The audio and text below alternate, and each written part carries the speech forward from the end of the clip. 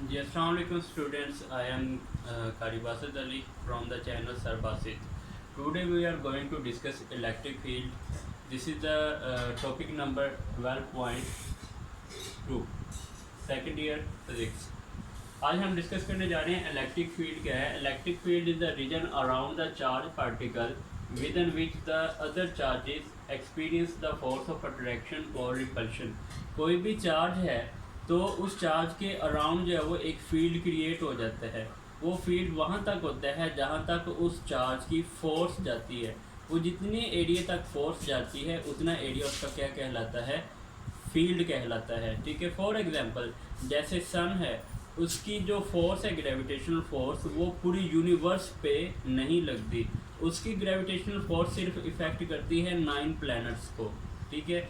तो इसी तरह जो कॉलम फोर्स है उसमें जो चार्जेस होते हैं वो एक दूसरे के ऊपर फोर्स लगाते हैं, लेकिन वो फोर्स किस हद तक लगाते हैं उस हद को हम क्या कहते हैं, इलेक्ट्रिक फील्ड कहते हैं. जैसे हम किसी एमएनए की बात करें तो वो एमएनए का एक स्पेसिफिक एरिया होता है जिसमें कैंडिडेट उसको वोट कास्ट कर सकते हैं. ठीक है. या अपने वो स्पेसिफिक एरिया में जाके अपने काम कर सकते हैं, उसके बाहर नहीं जा सकते. तो उतना एरिया उसका क्या कहलाएगा, फील्ड कहलाएगा. ठीक है.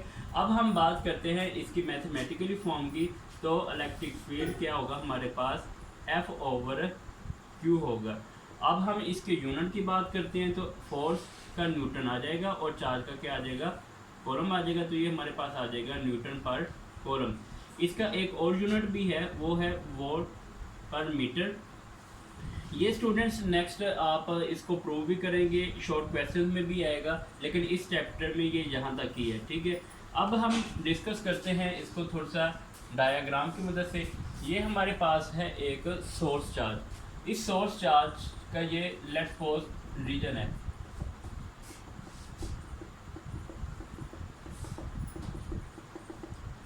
अच्छा, यहाँ पे मैं रख लेता हूँ एक टेस्ट चार्ज.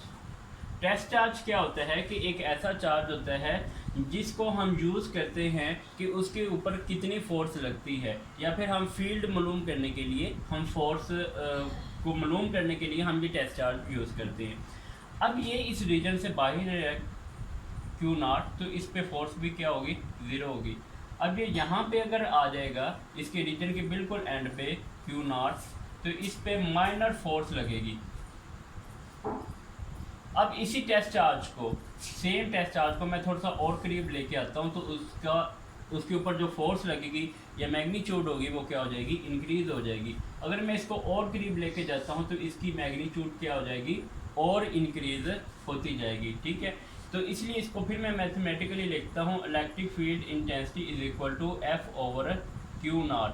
यानी कि Q0 के ऊपर कितनी फोर्स लग रही है वो क्या कहलाती है, इलेक्ट्रिक फील्ड इंटेंसिटी कहलाती है.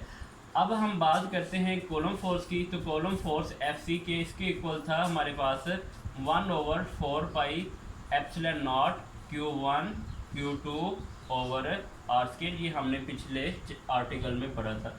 अब ये हमारे पास ये सारी वैल्यू किसकी है, ये K की वैल्यू है, और यहाँ पे एप्सिलॉन नॉट क्या है, ये फ्री स्पेस है. अब स्टूडेंट्स ये हमने फोर्स मालूम कर ली, ये आ जाएगा हमारे पास 1/4 पाई एप्सिलॉन नॉट. हमारे पास यहाँ पे जो Q1 क्या है वो है हमारे पास सोर्स चार्ज, और हमारे पास Q2 क्या है, हमारे पास टेस्ट चार्ज है, वो आ जाएगा Q0 ओवर क्या आ जाएगा, R² आ जाता है. ठीक है.